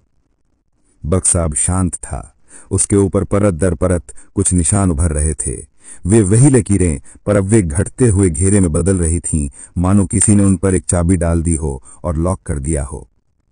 सबने देखा, साधु वहां धराशायी हो पड़ा था। उसका कोमल चेहरा मानो किसी पुराने पाप के पश्चात शांति पा चुका था। उसकी आंखें न खुलीं, पर उसके हाथ अभी भी बक्से के ऊपर थे। धीरे धीरे उसकी सांसें रुक गईं। जब गांव वाले उसके पास पहुंचे तो पाया कि साधु अब इस दुनिया के नहीं रहे। हवेली में चुप्पी थी, पर वो चुप्पी किसी आत्मा की राहत जैसी थी। पंडित ने आकर साधु की मुट्ठी से ताबीज उठाया। वो अब ठंडा और शांत था। बक्सा पकड़कर उन्होंने जमीन में गाड़ने की बात की तो साधु ने जो आखिरी इच्छा रखी थी वही सबने मान ली। बक्से को गांव के बीच एक गहरे कुएं के पास दफनाने का निश्चय हुआ, ठीक उसी तरह जैसे साधु ने वर्षों पहले किया था, पर इस बार उन्होंने उसको पक्का सदियों तक के लिए बांधने का प्रण लिया। विधवा खामोश रही। उसके चेहरे पर कोई जीत की चमक नहीं, केवल वो थकान जो किसी बड़ी कीमत चुकाने के बाद आती है। सुबह होते होते जब गांव ने आंसू पोंछे और साधु की चिता जलाई गई, तब भी वहां एक अजीब सी हल्की गुंजायमान शांति रही, मानो किसी ने भले ही बक्से को रोक दिया हो पर उसकी कीमत चुका दी हो। लोग कहते हैं कि उस दिन 7वीं लकीर बनते ही बक्सा खोल चुका था, पर साधु के निर्वाण ने उसे फिर से बांध दिया, एक बलिदान के बदले में एक शाप पर विराम। पर गांव के बुजुर्गों की आवाज में अभी भी एक भय था। ऐसा न सोचना कि खत्म हो गया। कभी कभी रात में हवा किसी पुरानी कहानी को फुसफुसा देती है, और अगर कोई फिर लालच की आंधी लेकर आए तो वो बक्सा फिर से जाग सकता है।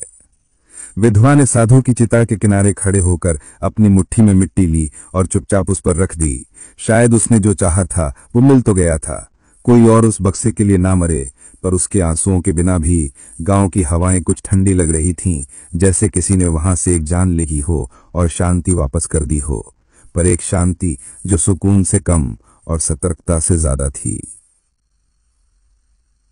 गांव में उस रात के बाद सन्नाटा कई दिनों तक पसरा रहा। कोई ऊंची आवाज में बोलने की हिम्मत नहीं करता था, जैसे हर किसी के गले में डर की एक गांठ बंध गई हो। सुबह के वक्त जब बच्चे गलियों में खेलने निकलते तो उनकी माताएं फुसफुसाकर उन्हें रोक लेती, उस कुएं के पास मत जाना। जिस हवेली में बक्सा था वहां अब सिर्फ टूटी दीवारें और राख की गंध रह गई थी। साधु के बलिदान के बाद लोगों को लगने लगा था कि बुराई खत्म हो चुकी है, मगर भीतर कहीं एक बेचैनी अब भी जिंदा थी। विधवा अब गांव की सबसे शांत और सबसे मजबूत औरत बन चुकी थी। उसके चेहरे पर वही दृढ़ता थी जो उसने उस रात दिखाई थी, लेकिन उसकी आंखों में अब भी एक छिपी सी लकीर थी, पछतावे की या शायद किसी अनकहे डर की। हर शाम वो हवेली के पास वाले पीपल के नीचे दीपक जलाती और कुछ देर तक चुपचाप बैठी रहती। गांव वाले कहते वो साधु के लिए करती है, पर कुछ को लगता था कि वो किसी और चीज को शांत करने की कोशिश करती है, शायद उस बक्से को जो अब कुएं के नीचे दफन था। कुएं के पास का इलाका धीरे धीरे उजाड़ पड़ने लगा। पहले जहां बच्चे पानी भरने जाते थे अब वहां कोई नहीं आता था। लोगों का कहना था कि रात में जब हवा चलती है तो कुएं के पानी से हल्की सी झिलमिलाहट उठती है, जैसे कोई सोने की चमक भीतर से झांक रही हो। एक बार गांव का ही एक शराबी नंदू, जो हमेशा रातों में भटकता फिरता था, उसने शेखी बघारी, अगर बक्सा अब भी वहां है तो मैं उसे निकाल लाऊंगा। साधु ने मरकर क्या पाया, सोना तो सोना है। उसकी बात सुनकर लोग हंस तो दिए, मगर उनके हंसी में डर था।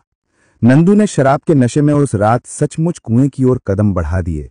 आकाश पर चांद आधा था और चारों ओर से झिंगुरों की आवाजें थीं। जब वो कुएं के पास पहुंचा तो हवा अचानक ठंडी हो गई।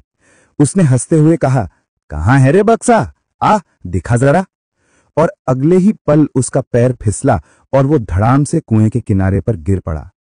सुबह जब गांव वाले वहां पहुंचे तो उन्होंने देखा नंदू का लोटा, उसकी चप्पलें और कुएं के चारों ओर हल्की राख की परत जमी थी, लेकिन नंदू खुद गायब था। पानी बिल्कुल साफ था और उसके भीतर कुछ झिलमिला रहा था, मानो कोई धुंधली आकृति धीरे धीरे नीचे खिसक रही हो। उस दिन के बाद गांव ने कुएं को पक्के पत्थरों से ढकवा दिया। किसी ने उसकी बात दोबारा नहीं की, पर डर अब और गहरा हो गया था।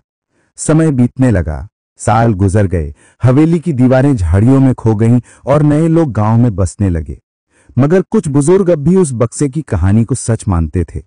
उन्होंने अपने बच्चों से कहा, लालच सबसे बड़ा श्राप है। लेकिन बच्चों को वो सिर्फ एक कहानी लगती थी, जैसे किसी दादी की डरावनी लोरियां। एक दिन शहर से एक आदमी आया, लंबा सा, झक सफेद कपड़ों में, गले में कैमरा टंगा हुआ। उसने अपना नाम बताया, रवि सिंह, इतिहास शोधकर्ता। वो गांव के लोगों से पूछने लगा, यहां कोई पुराना कुआं है जहां किसी बक्से को दफनाया गया था? पहले तो किसी ने जवाब नहीं दिया। फिर एक बूढ़ा धीरे से बोला, तुम्हें क्यों जानना है? रवि मुस्कुराया, मैं पुराने तांत्रिक अवशेषों पर शोध करता हूं। सुना है यहां कोई शापित संदूक की कथा प्रचलित है। बूढ़े ने कांपते स्वर में कहा, कथा नहीं है बेटा, सच्चाई है, मत छेड़ो उसे। पर रवि हंस पड़ा, मैंने दुनिया के कई शाप देखे हैं, सब कहानियां हैं, बस डर से बुनी हुई। अगले ही दिन वो अपने यंत्र लेकर उस कुएं के पास पहुंच गया। उसके साथ 2 स्थानीय मजदूर थे। उन्होंने पत्थरों की परतें हटाना शुरू किया। सूरज डूबने लगा था, लेकिन रवि जिद्दी था। थोड़ा और खोदो, मुझे नीचे तक पहुंचना है। जब आखिरी पत्थर हटाया गया तो नीचे से ठंडी हवा का झोंका उठा, मानो कोई सांस लंबे समय बाद बाहर निकली हो। नीचे कुछ चमक रहा है सर, मजदूर ने कहा। रवि ने टॉर्च नीचे झुकाई और वहां पानी के भीतर एक धातु की चमक दिखी। वो उत्साहित हो गया। उसने कहा, रस्सी लाओ, मैं नीचे उतरता हूं। मजदूरों ने डरते हुए मना किया, साहब मत जाइए, ये ठीक नहीं है। पर रवि ने सुना नहीं। वो नीचे उतरा। उसके हाथ में टॉर्च थी, चेहरा पानी के ऊपर हल्का सा तैरता हुआ। उसने जैसे ही हाथ बढ़ाया, उसे कुछ सख्त चीज का स्पर्श महसूस हुआ, वही बक्सा। उसकी आंखों में लालच चमक उठा। मिल गया, सचमुच मिल गया। उसने बक्से को खींचने की कोशिश की, लेकिन वो हिला नहीं। तभी कुएं के पानी में हल्की तरंगें उठी और किसी ने मानो धीरे से फुसफुसाया, 7वां गया था, 8वां आ गया। रवि चौंका। टॉर्च गिर गई, पानी काला होने लगा और उसके भीतर से हल्की हंसी की आवाज आई। वही पुरानी ठंडी डरावनी हंसी। उसने ऊपर चढ़ने की कोशिश की, पर रस्सी उसके हाथों से छूट गई। मजदूरों ने उसे ऊपर खींचना चाहा, मगर उनकी पकड़ से रस्सी फिसल गई, जैसे किसी ने नीचे से उसे खींच लिया हो। सुबह जब लोग देखने आए तो कुआं फिर शांत था, लेकिन इस बार पानी की सतह पर एक हल्की सी परत जमी थी, जो सोने जैसी चमक रही थी। कोई नहीं जानता था कि रवि कहां गया, पर उसके बैग में से सिर्फ एक नोट मिला।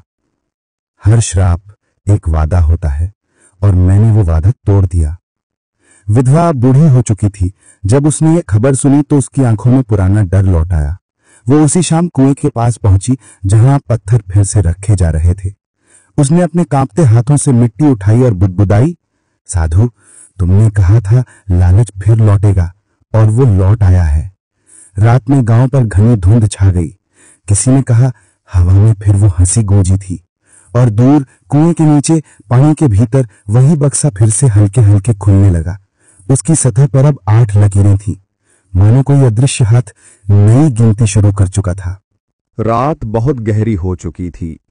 आसमान में आधा चांद बादलों के बीच छिपता उभरता जा रहा था, और गांव की सीमाओं के पार वो तीनों व्यापारी एक पुराने रास्ते से गुजर रहे थे। उनकी आंखों में डर के साथ साथ लालच की चमक भी थी। हर कदम पर उनके मन में एक ही सवाल गूंज रहा था, कहीं वो चमकता हुआ रत्न सच में हमारा जीवन न बदल दे। उन्होंने ठाना था कि अब चाहे जो हो जाए, उस रत्न को वे किसी भी कीमत पर छोड़ेंगे नहीं। रतन ने झोले को कसकर पकड़ रखा था, मानो अगर उसने थोड़ा भी ढीला किया तो वो रत्न उड़ जाएगा। लेकिन उसके चेहरे पर अब बेचैनी झलकने लगी थी। नरेश, जो अब तक सबसे समझदार दिखता था, बोला, हम लोग बहुत दूर आ गए हैं, अब हमें किसी सुरक्षित जगह रुकना चाहिए। लेकिन तीसरा व्यापारी हरीश लालच में पागल सा हो गया था। उसकी आंखें रत्न पर जमी थीं और उसने कहा, रुकना बेवकूफी होगी।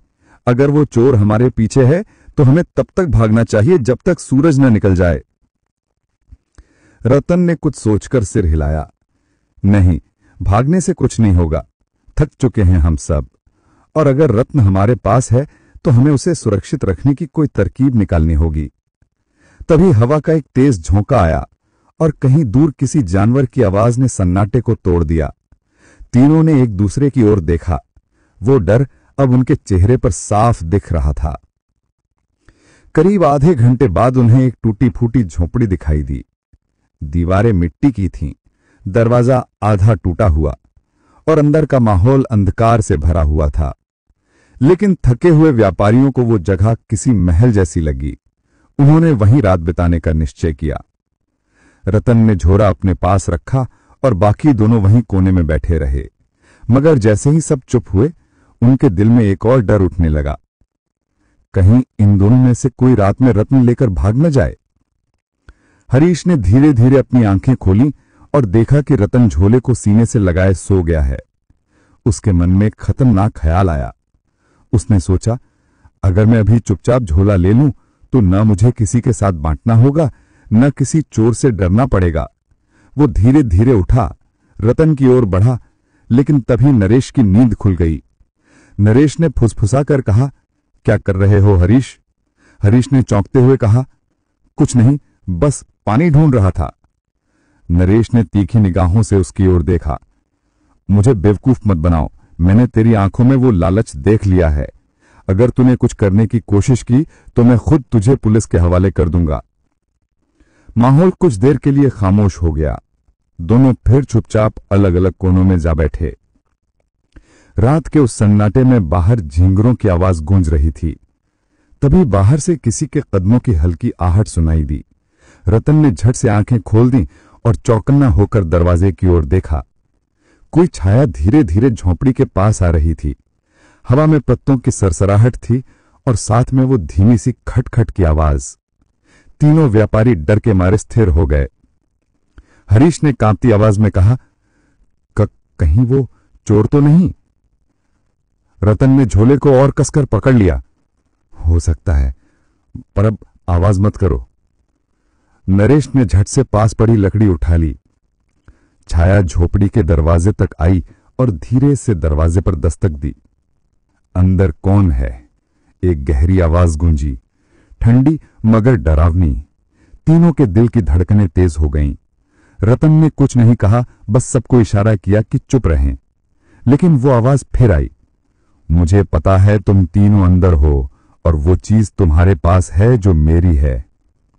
इतना सुनते ही तीनों एक दूसरे को देखने लगे। हरीश के हाथ से लकड़ी छूटकर गिर पड़ी। दरवाजे की चरमराहट के साथ वो धीरे धीरे खुला। बाहर कोई आदमी खड़ा था। उसके चेहरे पर अंधकार छाया हुआ था। सिर्फ उसकी आंखें चमक रही थीं, वही ठंडी डरावनी चमक जो एक शिकारी की होती है जब वो अपने शिकार को देखता है। रतन की सांस अटक गई। उस पल उन्हें लगा मानो वक्त रुक गया हो। झोपड़ी में सन्नाटा छा गया। अब वो सिर्फ तीन मूर्ख व्यापारी नहीं थे, अब वो तीन शिकार थे, और बाहर खड़ा कोई शिकारी था जो सब कुछ जानता था। उसी पल चांद बादलों के बीच से निकला और उसकी फीकी रोशनी उस आदमी के चेहरे पर पड़ी। तीनों दंग रह गए। वो चेहरा उन्हें कहीं देखा हुआ लगा, पर कहां? दरवाजे पर खड़ा वो आदमी जैसे ही थोड़ा आगे बढ़ा, उसके कदमों की आवाज सूखे पत्तों पर चरमराने लगी। रतन की उंगलियां झोले की डोरी में उलझी हुई थीं, मानो वो अपने जीवन का सहारा उसी में ढूंढ रहा हो। तीनों व्यापारी बिना कुछ कहे उस आदमी को घूरते रहे। कुछ पल तक वो आदमी कुछ नहीं बोला, बस चुपचाप उन्हें देखता रहा। फिर उसकी गहरी खुरदुरी आवाज सुनाई दी, डरो मत, मैं चोर नहीं हूं, लेकिन जो चीज तुम्हारे पास है वो तुम्हारी नहीं है। हरीश ने गुस्से और डर के मिले जुले स्वर में कहा, तुम कौन हो और हमें क्यों धमका रहे हो? आदमी मुस्कुराया, लेकिन उस मुस्कान में कोई गर्मी नहीं थी। धमका नहीं रहा, उसने धीमे से कहा, बस सच बता रहा हूं। वो रत्न जो तुम्हारे पास है वो मेरे मालिक का है। रतन का चेहरा पीला पड़ गया। उसने घबराकर पूछा, तेरे मालिक का? कौन है तेरा मालिक? आदमी ने सिर झुकाया। उसकी आंखों में हल्की चमक आई, जिसे तुमने आज सुबह मरा हुआ देखा था। तीनों जैसे बिजली के झटके से उछल पड़े। क्या मतलब? नरेश ने कांपते हुए कहा। वो बूढ़ा तो मर चुका था, आदमी ने धीमी आवाज में कहा। मर गया था, लेकिन उसने मरने से पहले मुझसे वादा लिया था कि मैं उस चीज को वापस लाऊंगा जो उसकी थी। झोपड़ी के अंदर अचानक सन्नाटा छा गया। बाहर हवा तेज हो गई थी और दरवाजे की लकड़ी चरमराने लगी। रतन ने धीरे से झोला अपने सीने से लगाते हुए कहा, हमने उसे किसी से छीना नहीं था, वो तो सड़क पर पड़ा मिला था। आदमी ने ठंडी हंसी हंसी। सड़क पर पड़ा मिला था या फिर तुम तीनों ने उसे लूटने की कोशिश की थी?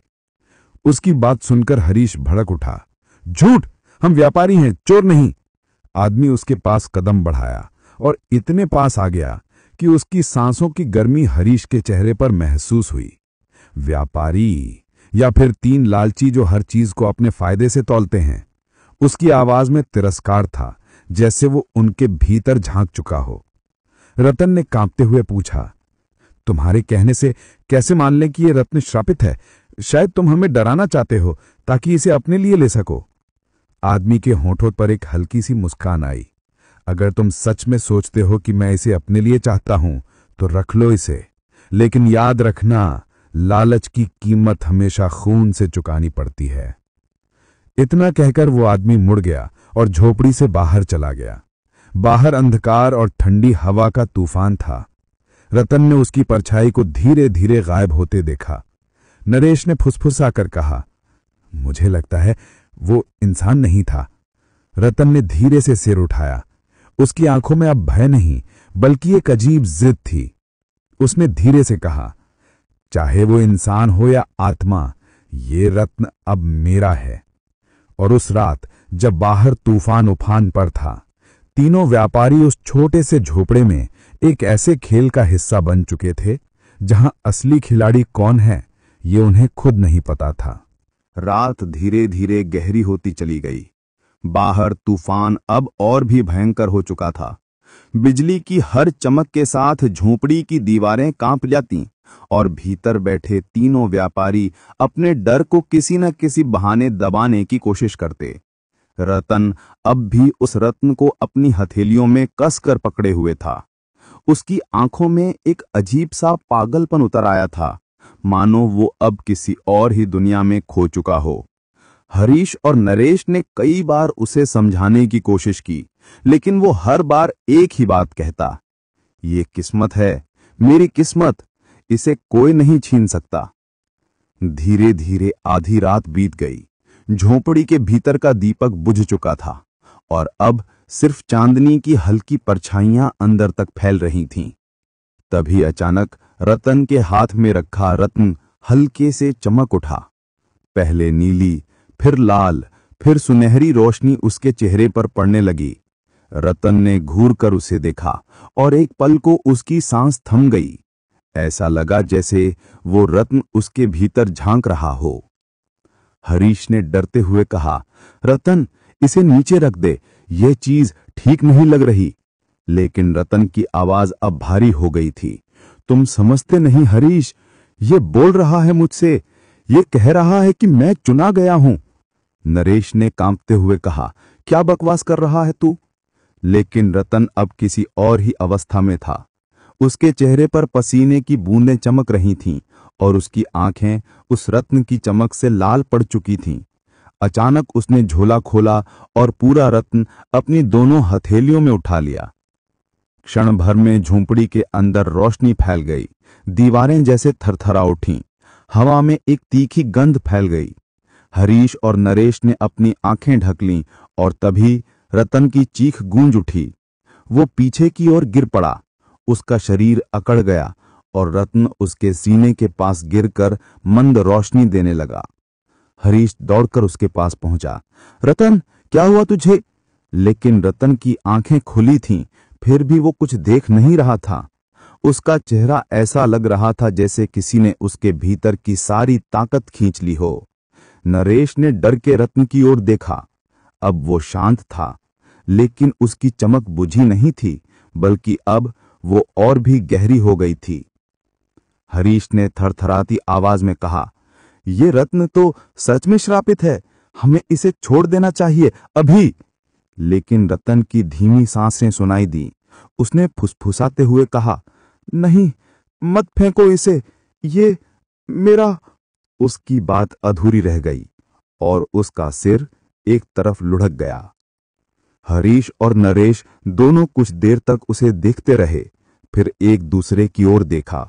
दोनों की आंखों में भय था, लेकिन साथ ही उस रत्न की चमक ने उनके मन में भी लालच की एक चिंगारी जला दी थी। नरेश ने धीमे से कहा, शायद अगर हम इसे ठीक से संभालें तो। लेकिन हरीश ने गुस्से में उसका हाथ झटक दिया। पागल मत बन, तू नहीं देख रहा क्या हुआ रतन के साथ? अचानक झोंपड़ी के बाहर किसी के कदमों की आहट फिर से सुनाई दी। वो धीमी थी, पर हर कदम के साथ मिट्टी की सरसराहट सुनाई देती थी। दोनों के चेहरे पर डर फैल गया। हरीश ने दरवाजे की तरफ देखा और इस बार दरवाजा खुद ब खुद खुल गया। बाहर वही रहस्यमयी आदमी खड़ा था। उसके चेहरे पर वही अजीब सन्नाटा, वही ठंडी आंखें। वो अंदर आया और बिना कुछ कहे रतन के शव के पास घुटनों के बल बैठ गया। उसकी उंगलियां रत्न को छूने लगी। फिर उसने बहुत शांत स्वर में कहा, मैंने तुम्हें चेतावनी दी थी। उसकी आवाज में कोई गुस्सा नहीं था, पर उसमें ऐसा वजन था जो दोनों व्यापारियों के दिल तक उतर गया। हरीश ने कांपते हुए कहा, तुम्हारा मतलब था यह सच में श्रापित था? आदमी ने सिर उठाया। उसकी आंखें सीधी हरीश की आंखों में उतर गईं। श्राप नहीं, एक बंधन था। ये रत्न अपने मालिक को छोड़ता नहीं जब तक उसका मनुष्यत्व पूरी तरह समाप्त न हो जाए। जो इसे लालच से छूता है वो इसे अपना मान लेता है और यही उसकी मौत बन जाती है। नरेश ने डरते हुए कहा, तो अब क्या होगा? आदमी ने रत्न उठाया और उसकी चमक अब धीरे धीरे कम होने लगी। अब बहुत देर हो चुकी है, उसने कहा। रत्न अब एक नया मालिक ढूंढेगा। जो सबसे ज्यादा लालची होगा वही इसका अगला शिकार बनेगा। इतना कहकर वो आदमी मुड़ गया। उसके कदमों की आवाज मिट्टी में गूंजती रही और फिर धीरे धीरे गायब हो गई। हरीश और नरेश झोंपड़ी में अकेले रह गए। रतन का निर्जीव शरीर उनके बीच पड़ा था और उस रत्न की फीकी रोशनी अब भी जल रही थी, जैसे वो किसी और आत्मा की प्रतीक्षा कर रही हो। दोनों ने पूरी रात आंख नहीं झपकी। हर आवाज उन्हें डराने लगी, हर हवा का झोंका उन्हें किसी उपस्थिति का एहसास दिलाने लगा।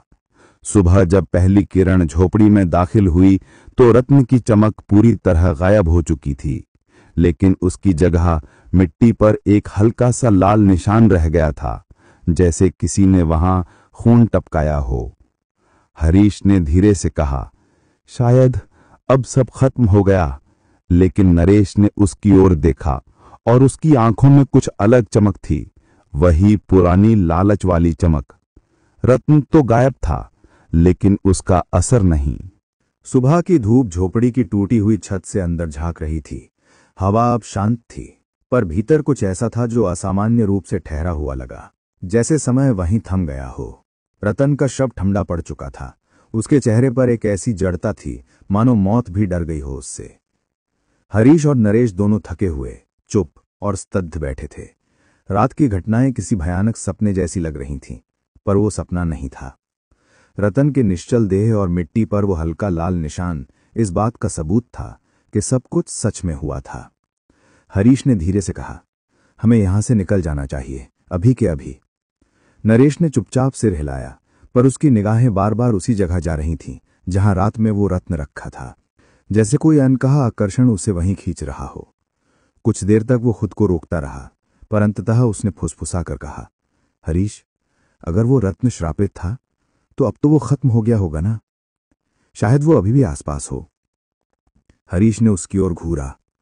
तू फिर वही बात सोच रहा है? क्या तुझे कुछ समझ नहीं आता? हमने एक दोस्त को खो दिया उस लालच की वजह से। पर नरेश ने उसकी बात को अनसुना कर दिया। उसके कदम धीरे धीरे मिट्टी पर उस लाल निशान की ओर बढ़ने लगे। उसने झुककर देखा। निशान अब फीका नहीं था, बल्कि और गहरा हो चुका था, मानो किसी ने ताजा खून वहीं टपकाया हो। उसने हाथ बढ़ाया और जैसे ही उसकी उंगलियां उस मिट्टी को छुईं, उसके भीतर से एक ठंडी लहर गुजरी। एक पल को उसका पूरा शरीर कांप उठा।